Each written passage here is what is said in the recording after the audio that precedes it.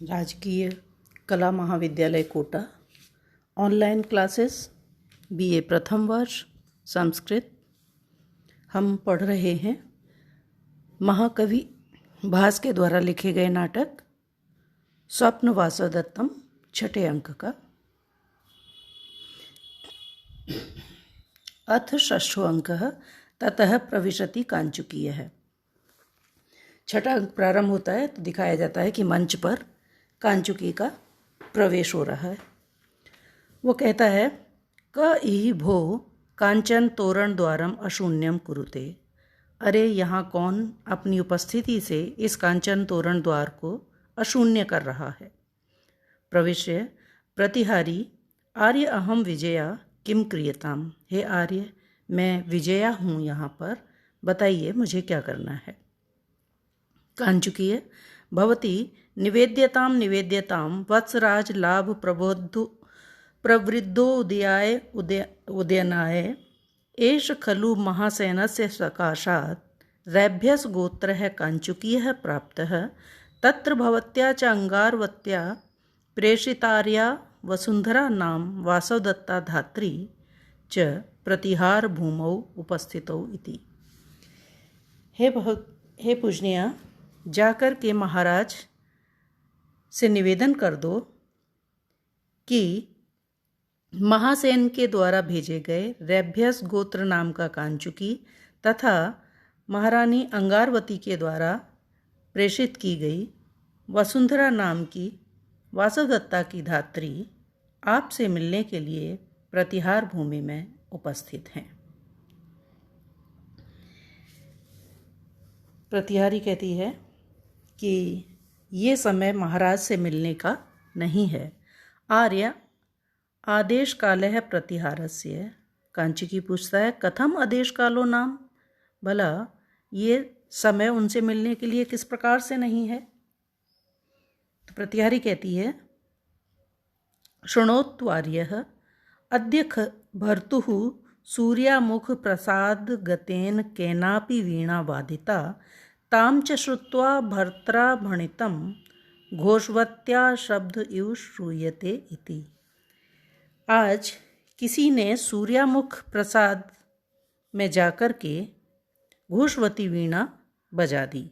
उसको सुनकर के महाराज ने कहा कि ये घोषवती का जैसा स्वर कहाँ से सुनाई दे रहा है। कांचुकी पूछता है ततस्ततः, उसके पश्चात क्या हुआ। प्रतिहारी पुनः निवेदन करती है ततस्तत्र गत्वा पृष्ठया। जब उसको सुना तो महाराज ने वहीं जाकर के पूछा कुतो अस्या वीणाया आगम इति। ये वीणा यहाँ कहाँ से आई। उसके बाद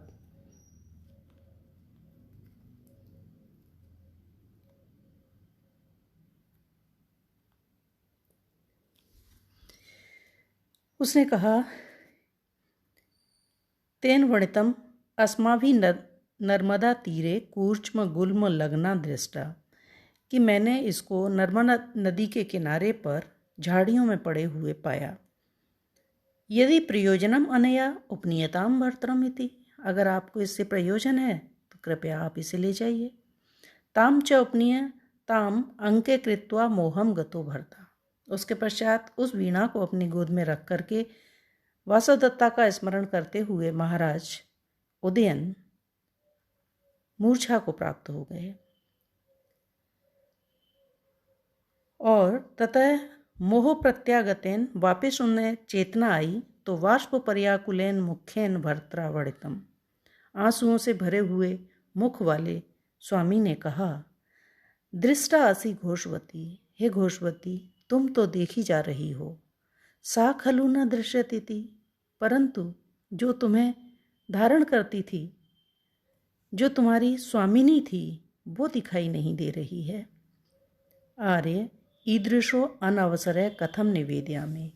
हे आर्य, इस प्रकार का अनअवसर है तो आप बताइए भला मैं महाराज से जाकर के उनके आने की सूचना किस प्रकार से दूं।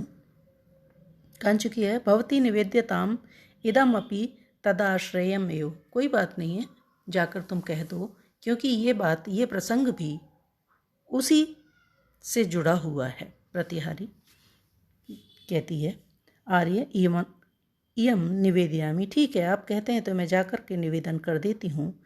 एष भर्त्रा सूर्यामुख प्रसादात अवतरति तद इहि एव निवेदयिष्यामि। इस समय महाराज सूर्यामुख प्रसाद से उतर रहे हैं, सूर्यामुख नामक महल से लौट रहे हैं, उतर रहे हैं, तो मैं यहीं पर उनसे कह देती हूँ। कांचुकी भवती तथा, ठीक है तुम ऐसा ही करो। वह जाकर के उभौ निष्क्रांतो, वे दोनों मंच से चले जाते हैं। उसके बाद तथा प्रविशति राजा विदूषकश्च, राजा और विदूषक का मंच पर प्रवेश दिखाया जाता है। राजा इस प्रकार से कहता है, प्रथम श्लोक, श्रुति सुख निनदे कथम नु देव्या स्तनयुगले जघन स्थले च सुप्ता विहग गण रजो विकीर्ण दंडा प्रतिभय मद्युषितास्यरण्यवासम। हे घोषवती, कहाँ तो तुम श्रुति सुख निनदे, तुम्हारा जो निनाद है वो श्रुति कानों को सुख देने वाला हुआ करता था। कहाँ तो तुम कानों को सुख देने वाली, तुम्हारा निनाद, तुम्हारा स्वर कानों को आनंदित करता था। और कथम नु देव्या, और किस प्रकार से तुम देवी वासवदत्ता के स्तन युगले, स्तनों के मध्य में, जघन स्थले च सुप्ता, और जघन स्थल पर उस वासवदत्ता की जंघा पर सोया करती थी। और इस समय विहग गण, पक्षियों के रज मल से विकीर्ण मैले हुए दंडा दंड वाली हो रही हो। और कहाँ तुम जंगल में झाड़ियों के बीच पड़ी हुई थी, जहाँ विभिन्न पक्षियों के वीट से तुम्हारा दंड जो है वो मैला हो रहा है। इस प्रकार से तुम दयनीय दशा को प्राप्त हो रही हो। और कहाँ वह सुखद स्थिति तुम्हारी थी कि महारानी वासवदत्ता के जघन स्थल पर तुम विराजा करती थीं और उनके स्तन युगलों के मध्य तुम्हारा स्थान हुआ करता था। और अब कहाँ तुम इस प्रकार से झाड़ियों में पड़ी हुई थी। प्रतिभय मध्युषितास्यरण्यवासम, प्रतिभय जहाँ पर चारों ओर से भयंकर है, डरावना है, ऐसे मध्य बीच में उसिता निवास करने वाली रही हो, अरण्यवासम, अरण्य में। तो किस प्रकार से तुम चारों ओर से जो भयानक है, डरावना है, ऐसे जंगल के बीच में निवास करने वाली रही हो। और कहाँ तुम वासवदत्ता की गोद में रहा करती थी। अपीचय, और भी, अस्निग्धा अस्ति घोषवती या तपस्विन्या न स्मरसी। हे घोषवती, तुम निश्चित रूप से बहुत अधिक अस्निग्ध हो, अस्नेही हो, तुम्हारे मन में प्रेम नहीं है। क्योंकि तपस्विन्या न स्मरसी, उस तपस्विनी को, उस वासवदत्ता को भी तुम याद नहीं कर रही हो, जिसके कि श्रोणी समुद्वहन पार्श्व निपीड़ितानि खेदस्तनांतर सुखान्युपगूहितानि उद्दिश्य माम च विरहे परिदेवितानि वाद्यांतरेषु कथितानि च सस्मितानि। श्रोणी समुद्वहन, जो तुम्हें अपनी श्रोणी गोद में समुद्वहन धारण किया करती थी, रखा करती थी। और पार्श्व निपीड़ितानि, कभी तुम्हें अपनी बगल में दबा लिया करती थी, कभी तो वो अपनी गोद में तुम्हें रखा करती थी, कभी अपने बगल में दबा लिया करती थी।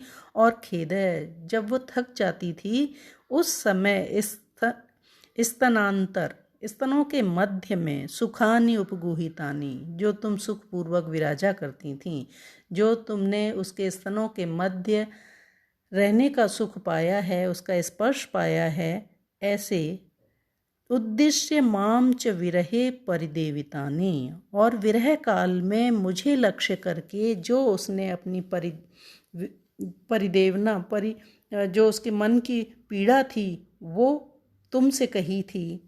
और वाद्यांतरेषु, वाद्यों के बीच में, कथितानि च स्मितानि, मुस्कुराकर के उसने जो भी बातें कही थीं उन सब की तुम साक्षी हो।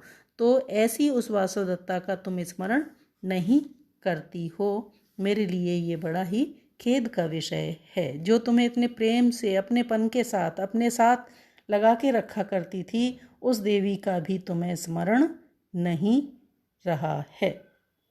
और भी, विदूषक कहता है अलम इदानीम भवान अतिमात्रम संतप्य, हे महाराज इस प्रकार से बहुत अधिक दुखी मत हो। तो राजा विदूषक से कहता है वयस्य माँ एवं, ऐसा नहीं है, देखो चिर प्रसुप्त है कामों में वीणया प्रतिबोधित है, ताम तु देवीम न पश्यामि यस्या घोषवती प्रिया। हे विदूषक, मैं काम है, मेरा जो काम भाव है वासवदत्ता के प्रति वो चिर प्रसुप्त है, बहुत अधिक अंतराल हो जाने के कारण सुप्त हो गया था, सो गया था, खो गया था, खत्म सा हो गया था।